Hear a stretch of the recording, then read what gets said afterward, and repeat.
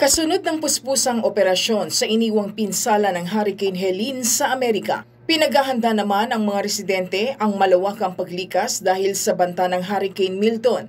Taglay ng paparating na bagyo ang lakas ng hangin na aabot sa 280 kilometers per hour. Mabilis itong kumikilos ng 15 kilometers kada oras. Inaprubahan naman ni US President Joe Biden ang emergency declaration sa Florida at federal assistance para agad matulungan ang mga naapektuhan ng kalamidad. Nagpalipad ng sunod-sunod na rocket launcher ang Ukraine sa isang Russian-occupied oil terminal sa Crimean Peninsula. Ayon sa Ukrainian military, ang napabagsak na oil terminal ay isa sa nagbibigay ng fuel sa Russia para sa kanilang mga isinasagawang operasyon.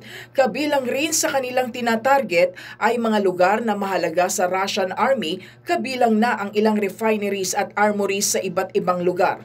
Samantala, ayon naman kay Ukrainian President Volodymyr Zelensky, patuloy ang kanyang pagkumbinse sa mga kaalyadong bansa ng reinforcement, partikular na sa mga kagamitan na magiging mahalaga sa mga isinasagawa nilang operasyon. Pinarangalan ng Nobel Prize in Physiology or Medicine ang dalawang Amerikano na scientist dahil sa kanilang nadiskubre na genetic material ng microRNA.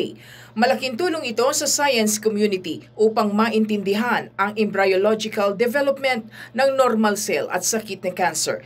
Kinilala ang mga professor na sina Victor Ambros mula University of Massachusetts at Gary Ruvkun ng Harvard University sa isinagawang Nobel Assembly sa Karolinska Institute sa Sweden. Kaugnay nito, binigyang halaga rin ng Assembly ang pag-aaral dahil sa panibagong principle ng gene regulation na makatutulong para sa pagsisiyasat ng multicellular organism, kabilang na ang mga tao. Joyce Salamatin para sa Pambansang TV sa Bagong Pilipinas.